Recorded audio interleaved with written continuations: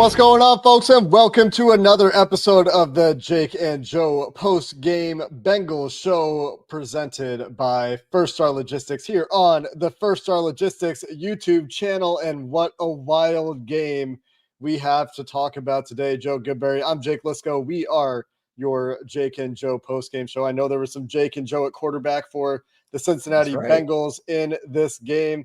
A little bit different flavor here on this post-game show. We'll cover everything today, from what's going on with Joe Burrow's injury, what we know, which is not a whole lot. Zac Taylor probably addressing the media at the same time we're addressing you here live on YouTube, but we'll cover that injury and, of course, everything that happened in this absolutely off-the-wall, drunk, crazy game. As always, we're presented here by our fantastic partners, First Star Logistics. We're giving away an officially licensed signed Jamar Chase Bengals jersey in this episode, and we'll tee you up for next week's giveaway. We've got a Yeti tailgate set for you, officially licensed Bengals Yeti tailgate set for you for next week's giveaway. Keep an eye out on First Star Logistics Twitter handle on X at First Star Log for all the details there. Make sure you join us for the live show next week. And as always, if you're looking for work, First Star Logistics is hiring. They're looking to expand their brokerage department, and they're one of the fastest growing companies in the Cincinnati area. So if you're looking for that fast-paced job, make sure you check it all out at firststarlogistics.com for details on how to join the team at one of the top companies to work for in the Cincinnati area. And Joe Goodberry, we need to start with, first the details on how you can enter the live giveaway for that Jamar Chase jersey. Make sure you're entering. They're already ready for it. One time, the comments, they're ready. I see it. You only have to do this once. Multiple entries will not get you multiple entries into the drawing, but hashtag First Star Logistics in the YouTube chat, as all of you know, to have a chance to win that Jamar Chase signed, officially licensed Bengals jersey. And Joe, we start, of course, with Joe Burrow in this one, because despite getting a win, which is huge, and we'll obviously talk about that and how important it is to sneak out of really both games for the Bengals this year with wins, although this one was, I can't even say more normal. In some ways, it was more normal despite the Joe Burrow injury, but Joe Burrow's injury and the prognosis there is obviously the biggest issue for the Bengals as they try to navigate the rest of this season. Yeah, and if you missed any of it, which I assume you didn't if you're here, you're a Bengals fan, but if you did, Joe Burrow was facing an onslaught of rushers early in the game. He was being hit pretty consistently, felt like the Browns game again. I was getting increasingly frustrated with the offensive line, not just run blocking, but pass protection as well. Couldn't block four-man fronts. And then the Jags were giving you different looks. So I was kind of understanding it, but it kept happening. And I was starting to get really mad. I mean, there's a lot of a range of emotion in this game, and I'm still dealing with it now. But Burrow gets hit, trying to move forward.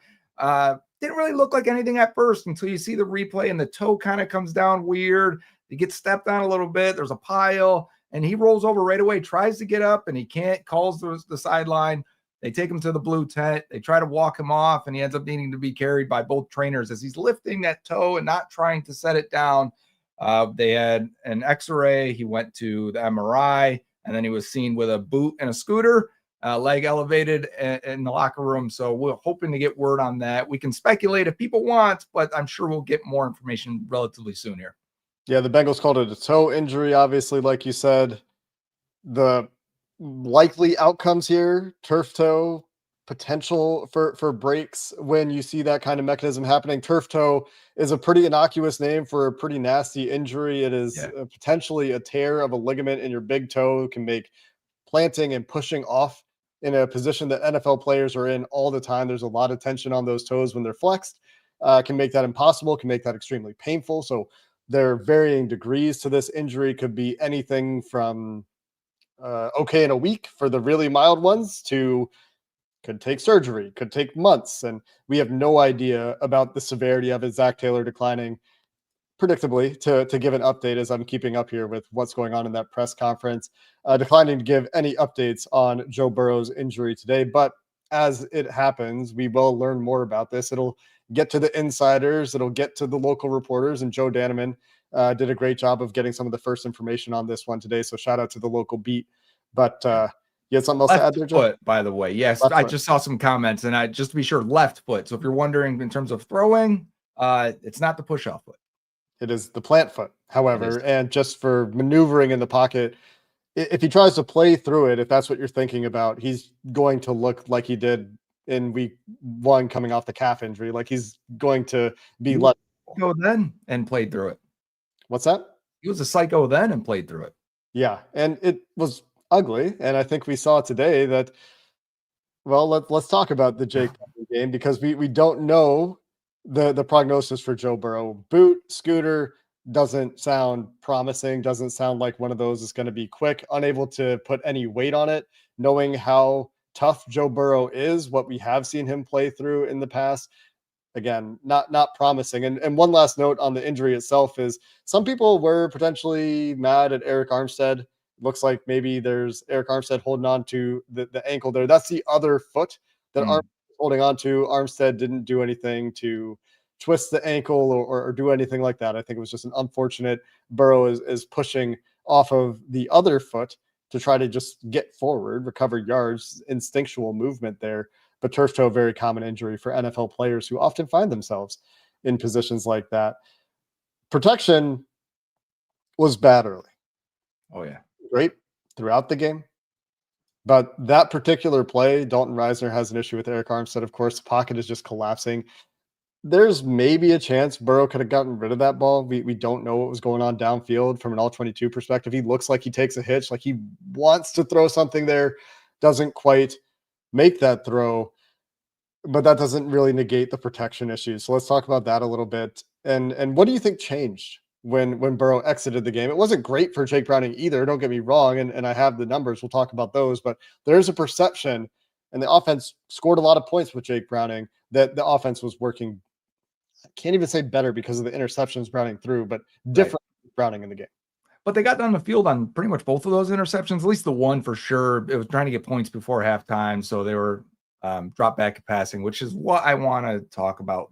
You definitely see a difference when Browning gets in there because they're starting to run the ball. They ran the ball twice in a row. I think on the second drive, Browning was in the game, and they didn't do that at all with Burrow. I'm surprised if they would ran the ball twice in a row other than that final drive versus the Browns as well. It's just not something they do. And then you see some fake pitches, rolling pockets, you see play action, you see screen passes to Jamar, an effort to get your weapons involved and just let them be the playmakers. So it definitely had a different feel. But if you were just to take the drop back passing game, Browning didn't look good for the most part in that. So it's tough. I know on one hand, like, we're super excited they got through it. They're going to have to change it for Browning the way they did 2 years ago, where they said, all right, we're going to do more of this misdirection. We're going to get you under center a little bit more. We're going to have play actions. We're going to have screens. We're going to emphasize the talent around you much more. And Zach's going to look like a real offensive coordinator. What people freak out about Zach so often. Why doesn't he do this? Why doesn't he do that? And then he immediately injects a portion of it, because it's not a full game plan with Jake Browning. Immediately puts some into this playbook, and you see it right away. And people wonder why. Well, it's because Browning needs these things to be functional. And that's not a shot at Browning, really. Everyone understands who he is. He's a gunslinger. He's going to throw some picks, but he's going to keep throwing. And maybe it's 4th down and 5, and he's going to throw a vertical ball to Andre Yosivach down the sideline, right? What a YOLO ball. I mean, he threw some YOLO balls in this game, and I'm sure that was the design of that play. I mean, you don't go to that side of the play if that's not the design. But, boy, what a madman, mad scientist kind of thing to do. And that's what he is. And he's going to run around and be crazy legs in the pocket, and he's going to try and make things happen. He's going to look like a less athletic, less arm strength, maybe a little bit more insane Joe Burrow. And that's what you're going to get. And sometimes if the defense responds, and the defense did, and Trevor Lawrence looked painfully average at times, or at times Liam Cohen, we said this before we started, Liam Cohen did his job, right, for the Jags on the offensive side. Lawrence did not. Ryan Thomas Jr. did not, right? Bashal Tutton did. He was really good in zone. We talked about that in the preview show. And the defense held, and the defense made plays. And Jordan Battle, again, made a pick early in the game. Trey Hendrickson closed the game again. I mean, we can talk this. We thought it'd be a normal game. We got anything but that. We got a crazy game. What's funny is that, like, there's a lot of ways it was more of a normal game to me than week 1. It's just like the Joe Burrow injury really muddies that picture. And it was crazy. A lot of turnovers. Right. I think if Burrow's in the game, probably don't get that level of turnover. Some of Jake Browning's interceptions in this game. One, Zac Taylor said going into the halftime when he was talking to the sideline reporter, said that wasn't on Browning at all. So thought that somebody maybe ran a wrong route, or there was some sort of issue with the execution of that play. He said that wasn't on Browning at all. Yoshi was targeted on that one. And the one where the who was it? Was it Devin Lloyd lurked it? the Yes. linebacker underneath. That was just linebacker blindness or crazy faith in an arm that you don't have, trying to fit it into a window that just isn't there. I don't know which is worse, but to your point, you talked about Browning in the drop back passing game. On play action plays, the Bengals had success with Jake Browning. That's a world where he is much more comfortable than Joe Burrow. They were 4 of 6 according to PFF's live charting on play action dropbacks with Jake Browning for 10 yards per attempt. One of his touchdowns on non-play action plays, 17 for 26. So roughly the same completion percentage, but 7 yards per attempt. So 3 yards worse. And all 3 of his interceptions and 3 of his turnover worthy throws came on the non-play action plays. Only one screen charted by PFF. So we'll maybe have to revisit the tape on that one, but Browning will give you ups and downs, and the challenge for the Bengals most immediately is now you have to deal with talking about crazy people, crazy things. Brian Flores defense in week 3. You got to get Jake Browning ready for that one. Yeah, you do. And we're not going to look too far ahead, but you're right. Look, because it's part of the story of Joe Burrow potentially missing 2, 4, 6 weeks, whatever it may be. Yeah. We're looking at that stretch of schedule, and it's like, it's going to be tough. You're going to have to find a way to claw through that and hopefully be 2-2, 3-2, 4-3, whatever it may be as long as he's out. If you can keep your head above water just a little bit through that stretch, go a long way to getting Burrow back and getting this where it needs to be towards the end of the season. Winning the game gives them that margin for error they didn't have at the beginning of last year. Is it going to be enough? Depends on the severity of Burrow's injury, depends on how well he hits the ground running coming back. We didn't get to see him really get all the way out of his early season malaise that we're used to seeing from him at this point. We can, I think, definitively say until we see otherwise that Joe Burrow and Zac Taylor and that offense don't work at the beginning of the season. And there are flashes of it. There were flashes of Joe Burrow playing well in this game, but I am expecting, and we'll see what happens, but I'm expecting when we turn on the tape here that I'll be a little bit disappointed with some of the way that some of these plays are working out from a play design perspective, from a protection call perspective, from a Joe Burrow decision-making perspective, a number of things that are going wrong here in the early going of this game. And I would have loved to have seen how Joe Burrow could have played in the second half with the way the protection got better. When Joe Burrow was in the game, according to PFF live charting, he was pressured on 44% of his dropbacks, 7 of his 16 dropbacks, nearly half. Jake Browning pressured on 10 of his 33 dropbacks. 30% is still a big number, but Joe Burrow can live with that number and can certainly play better than Browning did in those pressured situations, not make some of those mistakes. So I wonder if you can look it up then while you still have it, because while we're on that subject, do you have time to throw for Browning and Burrow? It felt like Burrow wasn't as quick and wasn't getting it out, but Browning did hold it a few plays, might skew the stats a little bit. Yeah. The live charting says Browning was much faster to release than Joe Burrow, but I'm not even going to say the numbers, quite frankly, Joe, because these numbers are change by up to a full second, like crazy changes, not necessarily reliable live charting. Yeah. But it is interesting to see how different the blocking appears to be with Burrow versus Browning. And Max Toscano had some good tweets on this topic, actually. And his point was essentially that if defenses played the Bengals the same when Browning was in as when Burrow was in, it would probably lead to an inoperable offense. But when Browning is in, defensive coordinators are expecting that offense to run the ball a little bit more, or expecting you to not just be a drop back passing team. They're expecting different things. They're getting different looks. They're actually, playing the run a little bit more honestly than they do when Joe Burrow's in the game. And so you end up getting T. Higgins in a one-on-one matchup. You end up getting Jamar Chase for what turned out to be a massively productive game. And a lot of that was, he produced with both quarterbacks, but 14 for 165 and a touchdown for Jamar Chase in this game. And a good portion of that was, let's get the ball to Jamar Chase in space now that Jake Browning's in the game. Yeah, and let's talk about that. Jamar, he really put the cape on there in the second half, and I was shocked when they said that's his 10th catch. I don't know if you're watching the broadcast. I was like, really? Wow, that snuck up on us. And then he had that 13th down at the end on the final drive, and I thought, man, what a game for Jamar Chase. And underrated, maybe not underrated, maybe who knows what it's rated, but I felt like a top game for Jamar to come out and play that way, and really they needed to get the offense sparked, and it was him, and he got it done. And you got some plays lined up for us, don't you?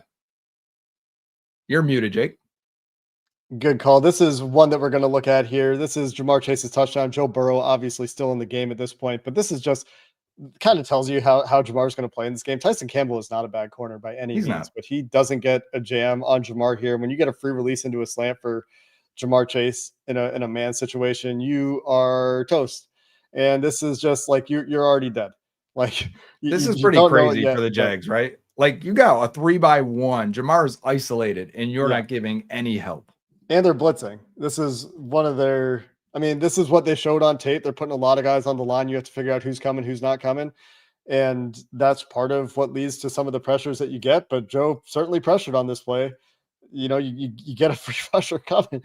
But the choice to go zero here also bit them on the T. Higgins touchdown pass, which we can look at as well. But it's a safety over the top, but, you know, more or less a zero look. And when you get that, you're asking a lot when Jamar Chase gets a free release and Joe Burrow is a quarterback.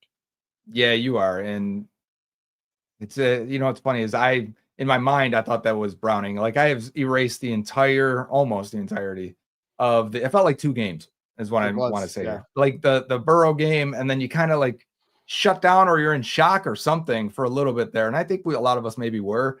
And then big plays just start happening. And Browning is huck it, chuck it football, some interceptions, some deep balls to T. Higgins, and it felt like a completely different type of game. It brought me back to 2 years ago when, man, now that I think about it, Lawrence went down in that game in Jacksonville where Browning played, and Jamar Chase also had a big game in that one. Lawrence went down on a sack, I believe, from Trey Hendrickson. So these guys can't make it through a game when they face off.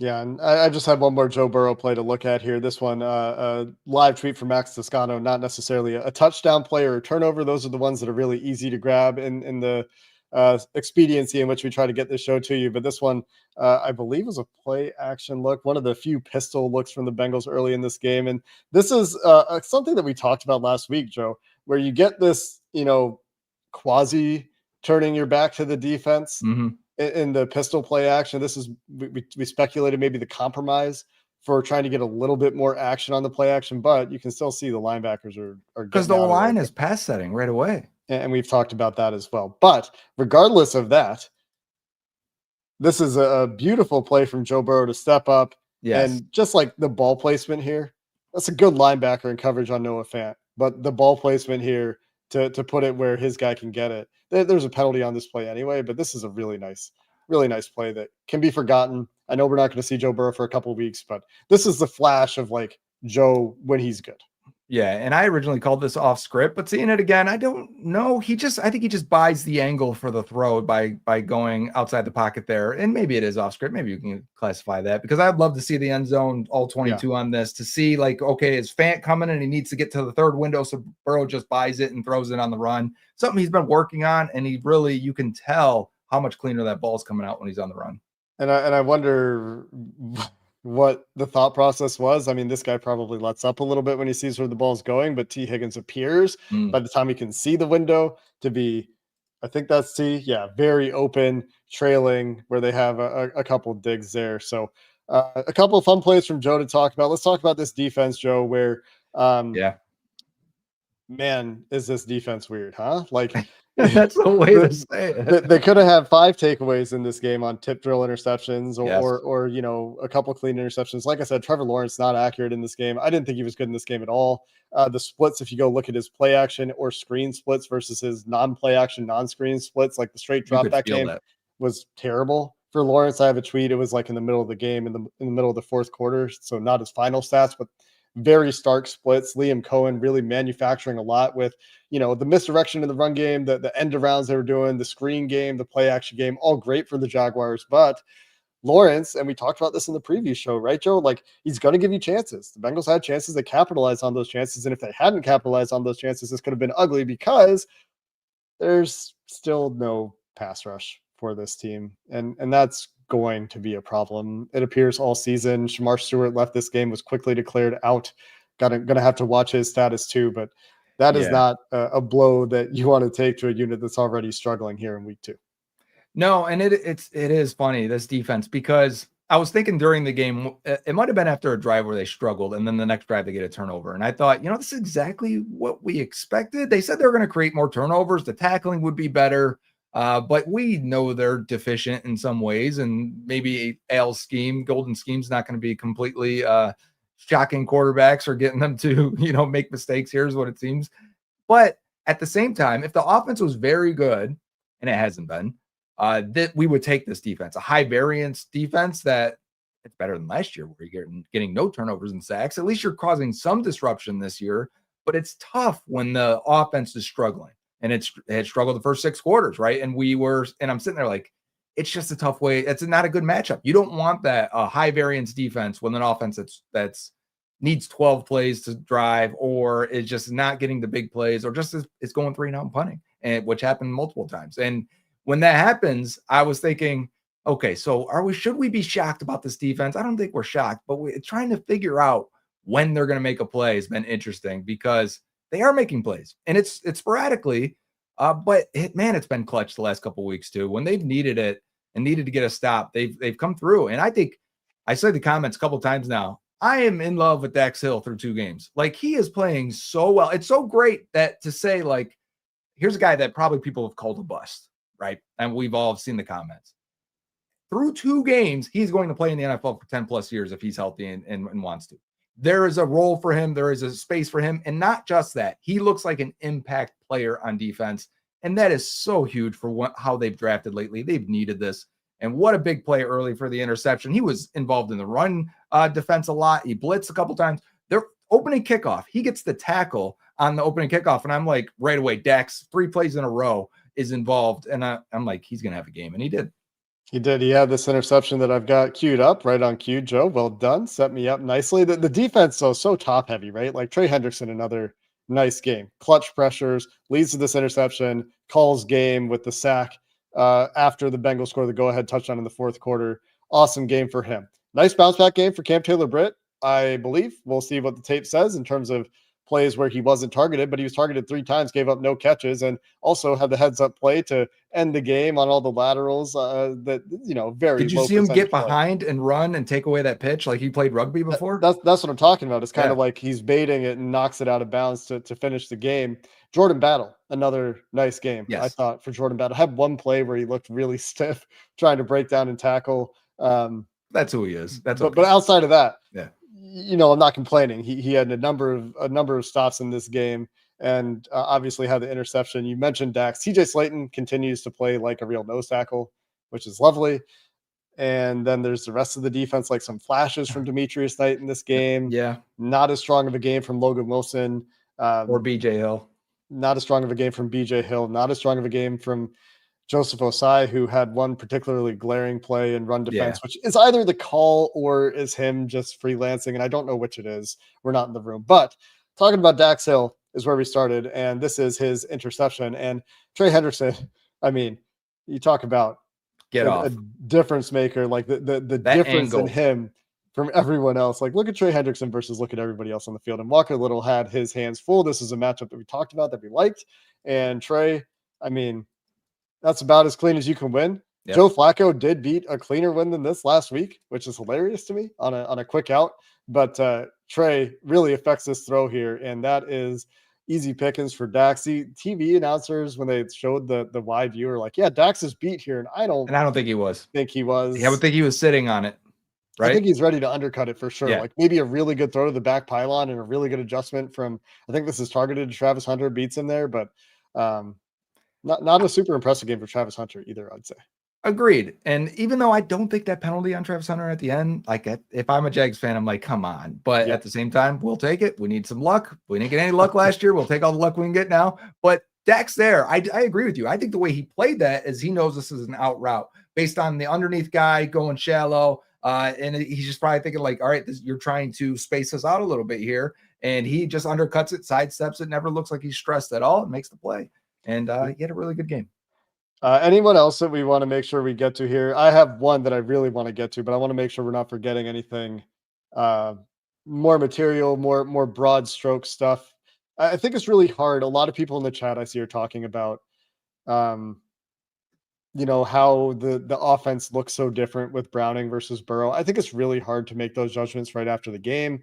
Yeah. I think that's something that, check out Joe's film review show. I imagine that's something you're going to talk about this week. because we had these conversations when Browning was starting the remainder of the year after Burrow hurt his wrist. And there was games where Browning had some decent stats and you'd watch the film and you'd go, oh, Burrow would have carved this team up.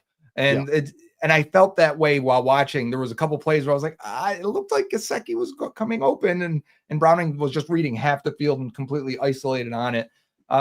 They got out of it. Your backup is playing. You just need to survive. Everyone needs to band together, play their absolute best, and survive. And they did today. Trevor Lawrence helped a lot.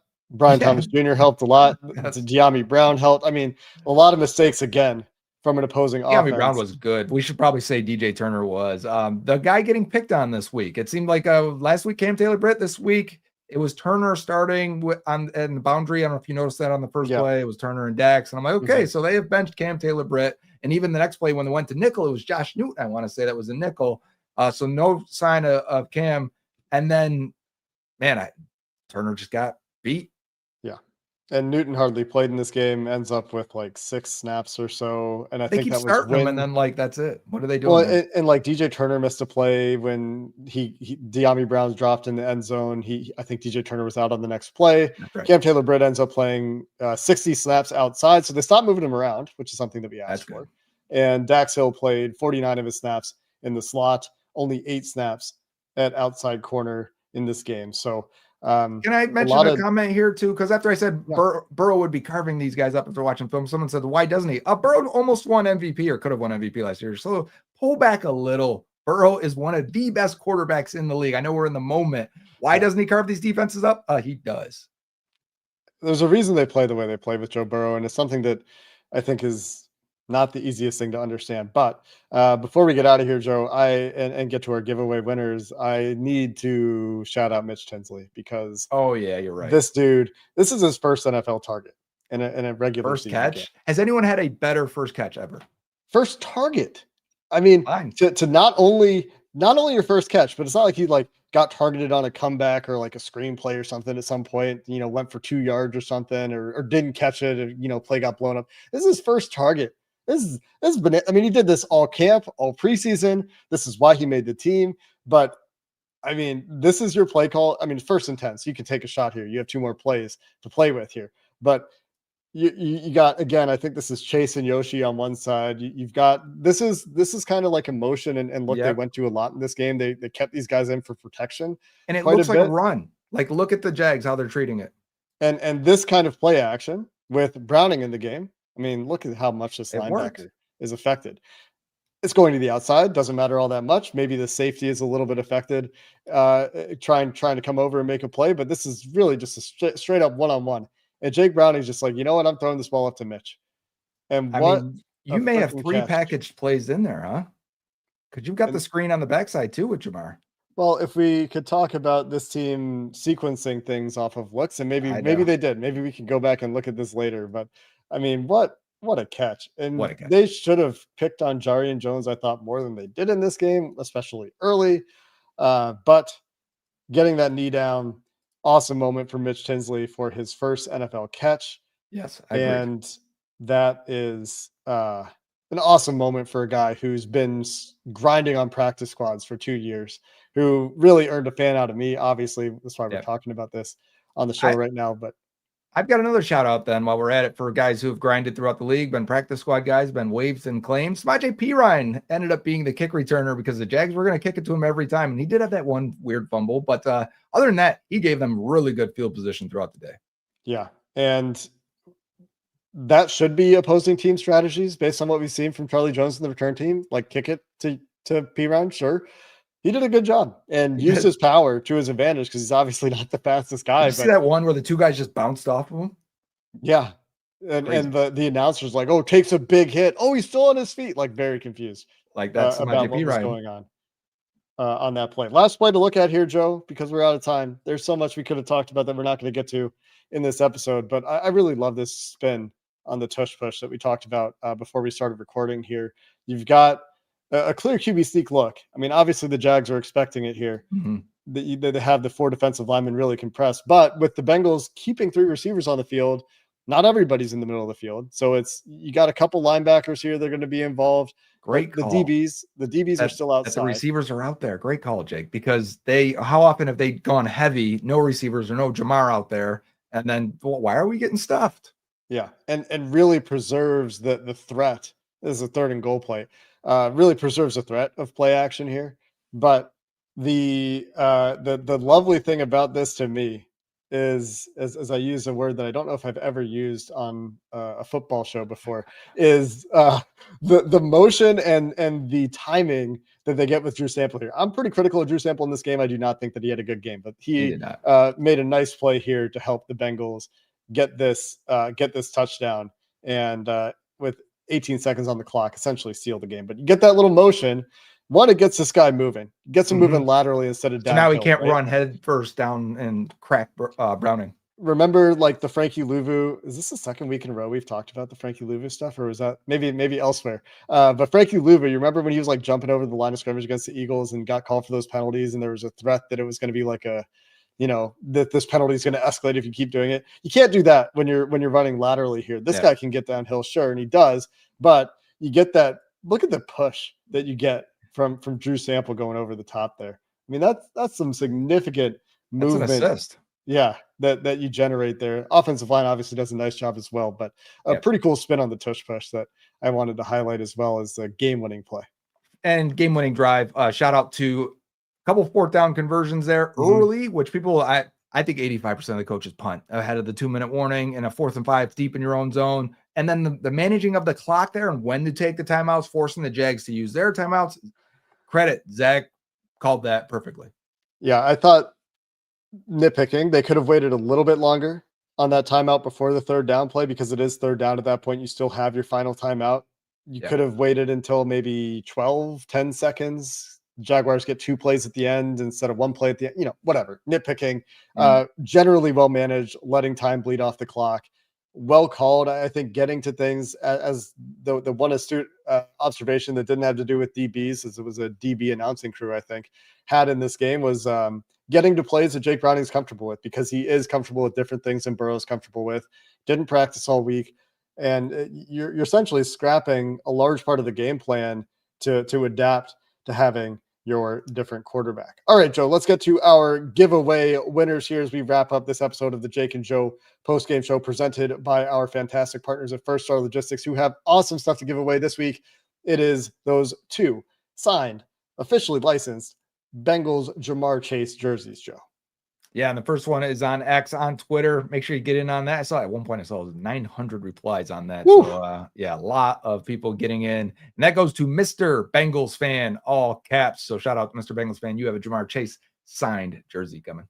Congratulations to Mr. Bengals Fan. We also have one to give away for all of you who have entered hashtag First Star Logistics in the chat at any point. If you're doing it now, you might be out of time. Let's run that giveaway and see who wins our live giveaway here, courtesy of First Star Logistics. Need a drum roll? Pretty bad at drum rolls. Paul Mooso.